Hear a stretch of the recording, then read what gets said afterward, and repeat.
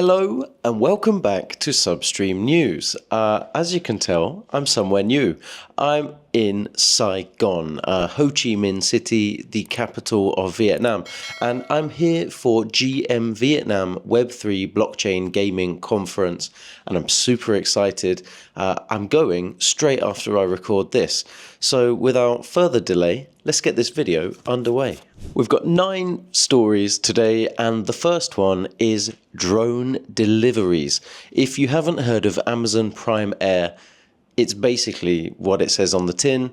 Jeff Bezos, for over 10 years, has had the vision to package your purchases, put them in drones and send them out. But until now, it's faced too many regulatory hurdles. Now, I actually remember being a kid and thinking about drone deliveries, although in my mind it was more like, why can't we use remote control helicopters to deliver pizzas? But now it's anything, and these drones are really good. They're really fast. They also take human delivery jobs.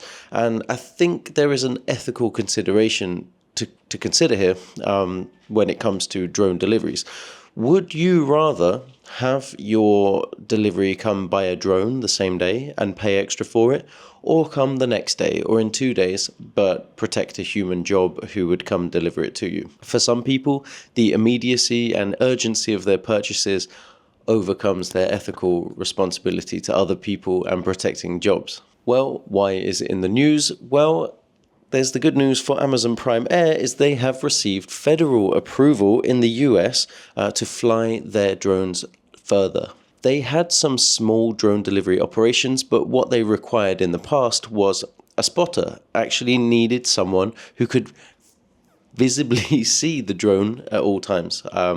Now they don't need that, which means they can send them long distance and can do a lot more. And scale. The size of the scale is 500 million packages sent by drone per year by the end of the decade. That is Bezos' ambition. They are starting in one city in Texas, and they will be expanding from there.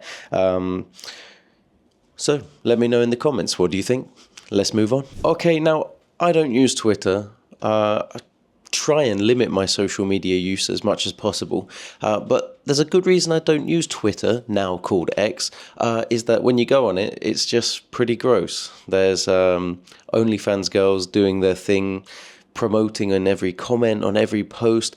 It's spammy, it's kind of annoying, it's trashy. That's what it's become. And unfortunately, it's not going to get better because Twitter has now formally allowed adult pornographic and erotic content on the platform.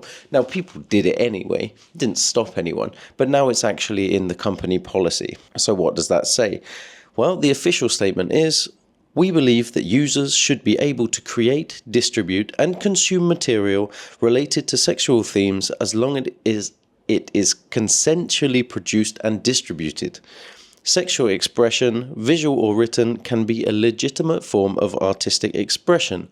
That's true, but that's not what it looks like on Twitter, and you may agree with me. Let me know in the comments if you also think Twitter has become basically a bit of a porn site.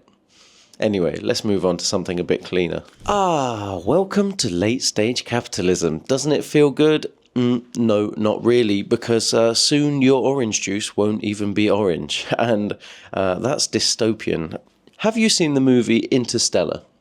There's this part where basically the food is gone, right? All of the crops and foods and fruits we knew were gone, and they needed to design ultra-resistant strains of grains to keep people alive.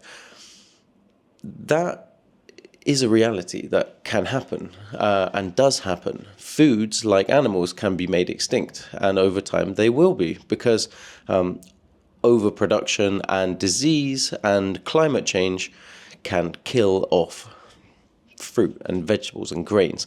And it's kind of starting to happen in Brazil, which is the world's #1 producer of oranges. And this year it's had a terrible harvest. And that is because of climate change-induced drought and also greening. It's a very strong bacteria that's killed a lot of oranges this year. It's forcing big juice, let's call them big juice, to look at alternatives, with mandarins being the number one.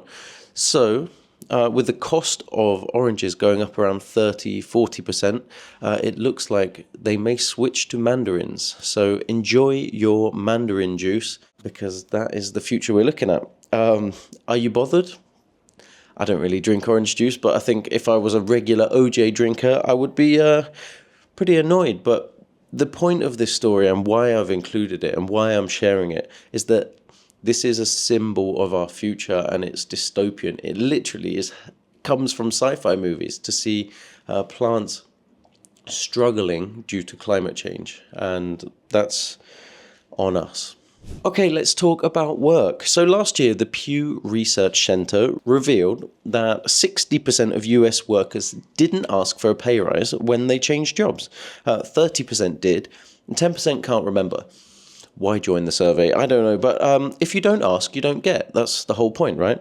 That's the latest claim actually made by the analysts who did the research and by those who were reporting on it. If you don't ask, you don't get.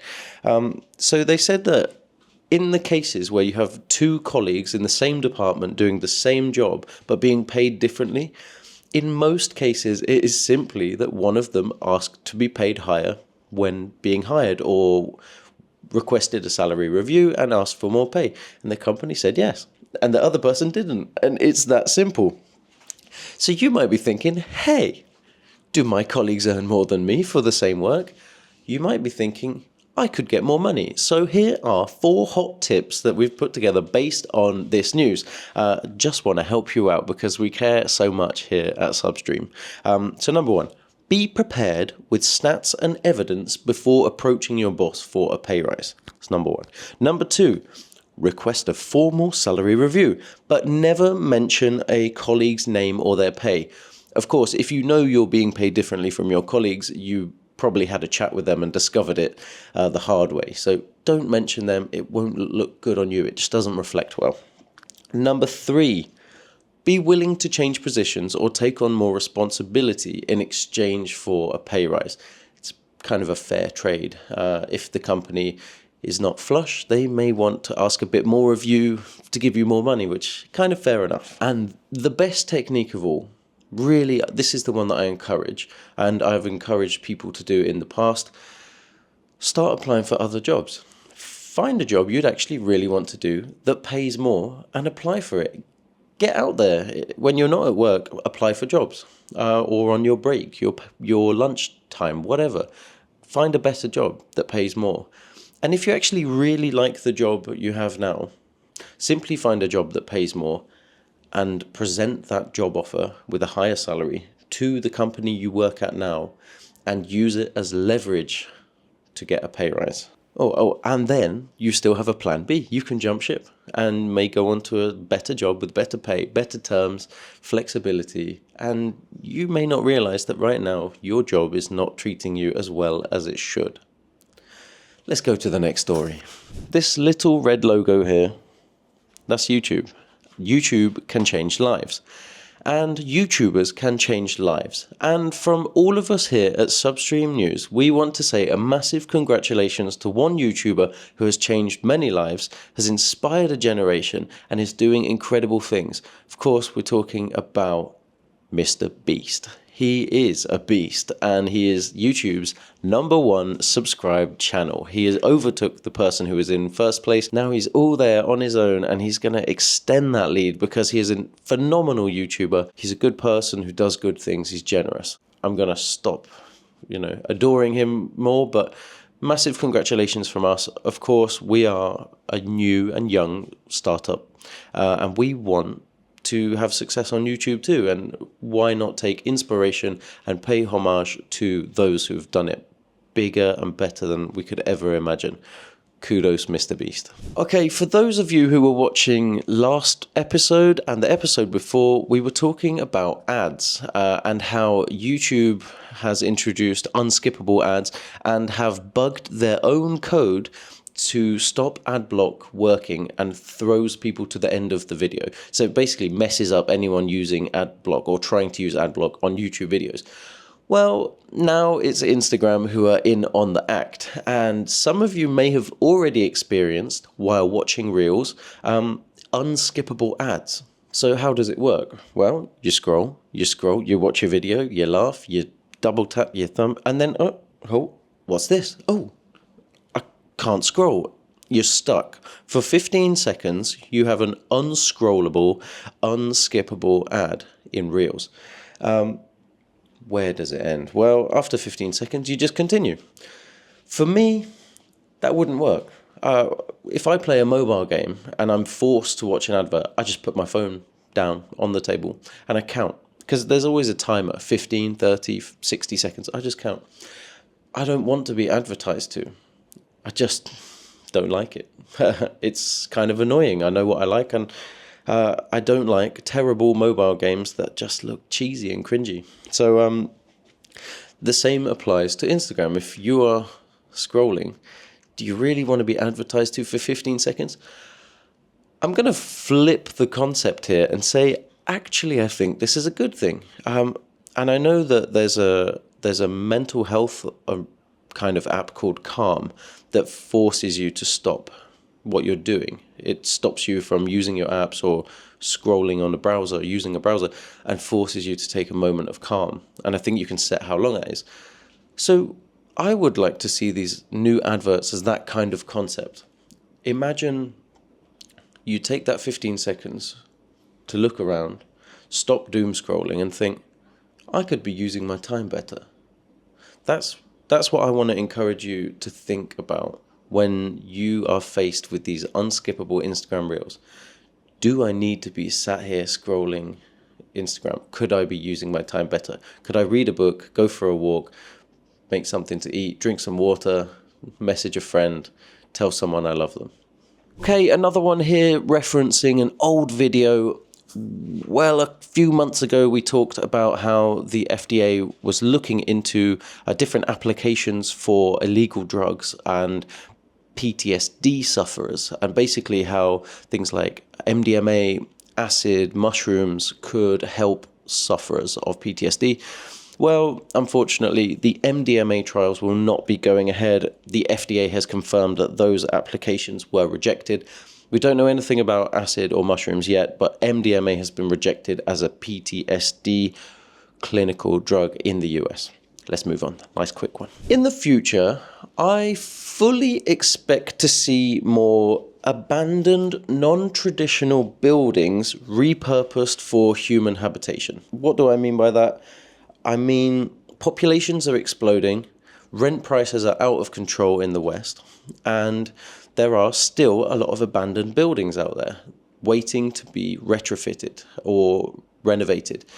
And property developers are seeing a huge opportunity here to take things, especially like old factories and old businesses, warehouses, and turn them into apartment units. But this story that I've found here is pretty epic.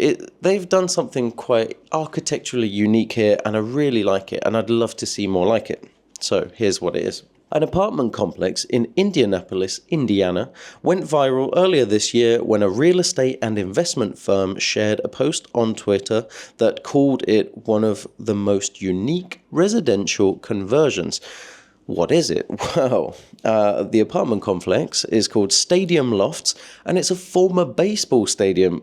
It was converted into 138 apartments by Core Redevelopment, and is owned by Michael Cox, John Watson, and the two sons. And Cox says, "Initially, people thought that we were crazy for wanting to turn an abandoned baseball stadium into apartments." And that's the whole quote. He actually didn't really say much after that. But I think people were right to think he was a bit crazy for wanting to do that. But, wow, look at the finished result. That's impressive. You can see it in the overlay we've edited in here. Beautiful, beautiful finish. So that stadium was an active baseball stadium for 65 years before it shut down, and was used as a car park for a while and then was abandoned. So if you want to see more about this story and all of the stories from today's video, just go down to the description because we post all the links and we encourage you to do further reading so you can be the most interesting person in the room. You have loads of icebreakers and things to talk about if conversation ever dries up. While you're down there by the description, click subscribe if you haven't, because we're always trying to get new subscribers and grow the Substream family. We have big plans, but for them to become reality, we need you and we need your support. So thank you very much. And let's move on to a lighter note. Let's finish on a lighter note. Get it? Oh, no, I haven't told you why. So a couple found $100,000 in notes, in bills, in a metal rusty safe at the bottom of a lake while magnet fishing. That sounds like a pretty good hobby if you find in $100,000. Well, they found it, they opened it, they were shocked by what was inside. Apparently they're usually empty when they do find a safe. This time 100 G's, and of course, being good neighbours, citizens, they called the police. And the police said, we don't know whose it is, you can keep it. The twist? The money was ruined, unspendable, destroyed, water damage. So they've got $100,000 of broken money. That's a bit of a sad end to a funny story, but wonder what's lurking at the bottom of your local pond. Maybe you should go have a look. Get a magnet, a superpowered magnet, chuck it in, pull out what you can. Let us know what you find in the comments, or tell us your thoughts on any of the stories covered in this video. We're looking forward to hearing from you. Now, if you've made it to the end, I appreciate it so much. I'm Joseph, your presenter. This is Substream News, and I will see you next time. And now, I'm off to GM Vietnam Web3 Blockchain Crypto Conference to network, play games, go to interesting panels, and get free merch because I love free merchandise. Thank you. I'll see you next time.